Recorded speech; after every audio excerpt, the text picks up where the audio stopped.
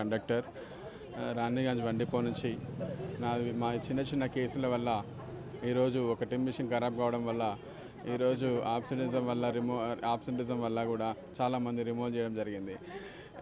ఈరోజు 8 సంవత్సరాల నుంచి 10 సంవత్సరాల నుంచి ఈరోజు ఎంతోమంది కండక్టర్లు కానీ డ్రైవర్లు కానీ టిమ్ మిషన్ వల్ల చాలామంది బలైన వాళ్ళు ఉన్నారు.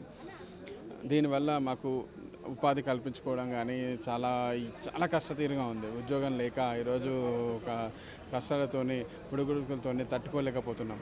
అందుకే ఈ ప్రభుత్వాన్ని గత 18 నెలల నుంచి ఈరోజు మేము పోరాడుతుంటే ఒక జీవో రావడం జరిగింది. ఆ జీవో ద్వారా మాకు ఉపాధి కల్పించాలని చెప్పేసి సజ్జనార్ సార్ గారిని వేడుకొనికి వచ్చాం మేము.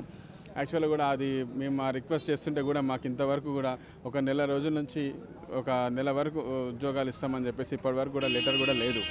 అందుకే ఈరోజు ఎండి సార్ దగ్గరికి వినతి పత్రం ఇవ్వడానికి వచ్చాము.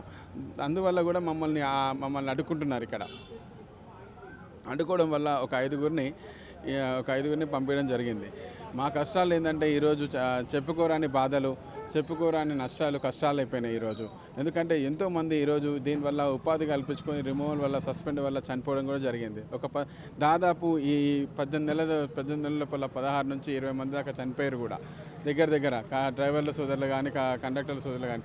నిన్న మొన్న ఒక కండక్టరే వాస్తవానికి ఒక చనిపోయి చనిపోతాను లెటర్ రాస్తానన్నా కూడా లేదు, ఇది కాదు భయ్యా ఇది అని చెప్పేసి చెప్పడం జరిగింది. దానివల్ల కూడా సరే అని చెప్పేసి తను ఊరుకున్నాడు. ఎందుకంటే ఈ మానసిక క్షోభ అనుభవించలేక, ఒక ఉద్యోగం లేక, ఇప్పుడు ఈ ఏజ్ వచ్చిన తర్వాత చేయలేక ప్రాబ్లమ్ని అనుభవిస్తున్నారు. చివరిగా ఏంటంటే సజ్జనార్ సార్ గారికి మా యొక్క విన్నపం ఏంటంటే, సార్ మీకు ఏదన్నా సరే సార్ మా ఉద్యోగాలు మాకు ఇప్పించండి ప్లీజ్. దయచేసి మా ఉద్యోగాలు మాకు ఇప్పిస్తే ఎప్పటికైనా మీ రుణం తీర్చుకుంటాం సార్. వాస్తవానికి మా యొక్క విన్నపము, మా కోరిక, మా ఉద్యోగాలు మాకు ఇప్పించండి సార్.